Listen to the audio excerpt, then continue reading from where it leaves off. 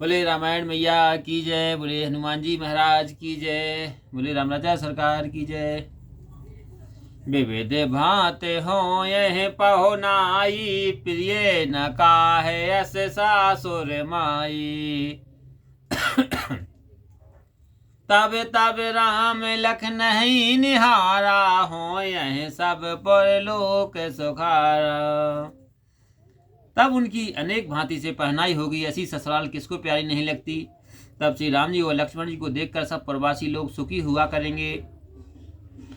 सखी जस राम लखन कर जोटा, तैसे ही भूप संग दुई टोटा। श्याम गौर सब आंग सुहाए, ते सब कहीं देख जे आए।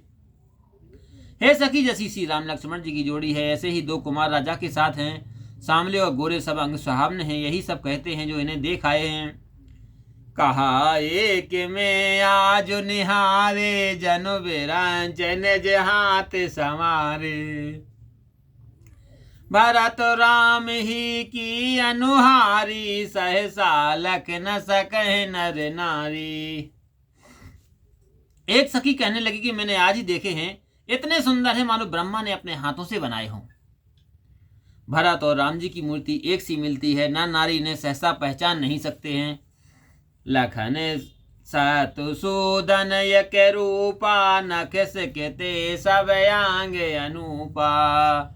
मन भावहि मुख बरन न जाहि, उपमा कहो त्रिभुवन को नाही।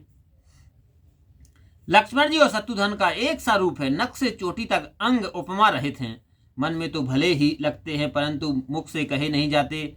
उनकी उपमा के लिए तीनों लोकों में कोई नहीं है। उपमान को कहे दास तुलसी, कतहु कवि को विद कहे। बल विनय विद्याशील शोभा, सेंदु इनसे यही है। पुर नार सकल पसारे, अंचल विविध वचन सुना वही। ब्याहूँ चारों भाई, यह पुर हम सुमंगल गावही। हे तुलसीदास जी कहते हैं कि इनकी उपमा कोई नहीं कह सकते हैं, तो कवि पंडित कैसे कह सकते हैं। बल विनय विद्याशील और शोभा के समुद्र हैं, इनके समान यही हैं। जनकपुर की स्त्रियां आंचल पसार कर यह प्रार्थना करने लगी कि हे सुंदर चारों भाई, इसी नगर में ब्याहे जाएं और हम सुंदर मंगल गावें। रामा कहीं परस पर नार, बार बिलोचन पुलक तन। राम सखी सब करब पुरार, पौन्य पयो निधि भूप दो। स्त्रियां आपस में नेत्रों में जल भरकर रोमांचित होकर कहने लगी कि हे सखी, हमारा सब मनोरथ शिव जी पूर्ण करेंगे, क्योंकि दोनों राजा पुण्य के समुद्र हैं। यह विधि सकल मनोरथ करही, आनंद उमग उमग और भरही। जेन पिसिया स्वयंवर आए, देख बंधु सब तेन सुख पाए। इस प्रकार सब मनोरथ करती हैं और आनंद में उमंग कर मन को प्रसन्न करने लगी। जो राजा सीता स्वयंवर में आए थे, उन्होंने भी चारों भाइयों को देखकर बहुत सुख पाया।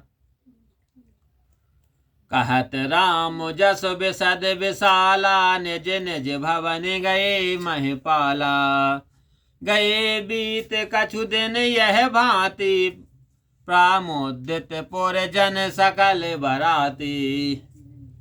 श्री राम जी के निर्मल और भारी यश को कहते हुए सब राजा लोग अपने अपने घर गए हैं। इस भांति नगर वासियों और बारातियों के कुछ दिन आनंद से बीत गए। मंगल मूल लगन दिन आवा, हिम ऋतु अगन मास सुहावा। ग्रहते तु नखत जोग वर बारू, लगन सोद विद कीन विचारू। सब मंगल की जड़ लगन का दिन आ गया। हेमंत ऋतु में सुहावना अगन का महीना था। शुभ ग्रह तिथि नक्षत्र योग श्रेष्ठ बार और लगन सोचकर ब्रह्मा जी ने विचार किया। पठे दीन नारद सन जो सोई, गनी जनक के गन गन जोई। सुनी सकल लोगन यह बाता, कहें ज्योतिषी आह विधाता।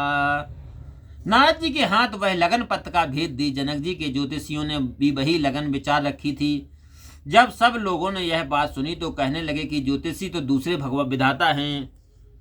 कवन सो काज कठिन जग माही, जो नहीं होए तात तुम पाही।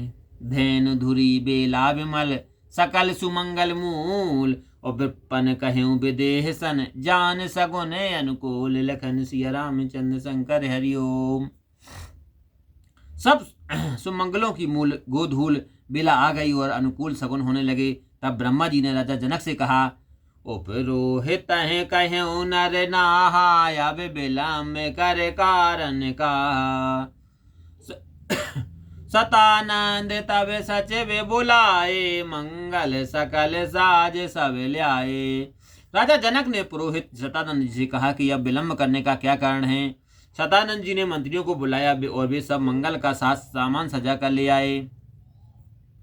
सांख्य निशान पनब बहु बाजे, मंगल कलश सगुन शुभ साजे। सुभग सुवास गावह गीता, करह वेद धुन विप्र पुनीता। शंख नगाड़े ढोल आदि बहुत से बाजे बजने लगे और सब लोग सगुन के लिए मंगल कलश सजाने लगे। सुहागिन स्त्रियां गीत गाने लगी और पवित्र ब्राह्मण देव वेद ध्वनि करने लगे। लेन चले सादर यह भांति, गए जहाँ जनवास बराती।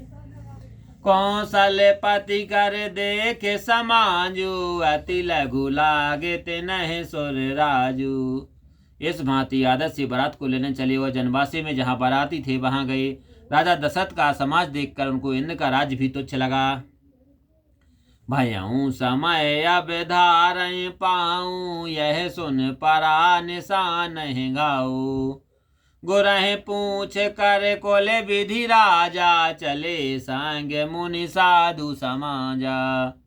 वे बोले, समय आ गया, पधारिए। यह सुनकर नगाड़ों पर चोटें लगी। राजा दशरथ जी और गुरु वशिष्ठ से पूछकर अपने कुल की रीति करके मुनियों और साधु समाज के साथ चले।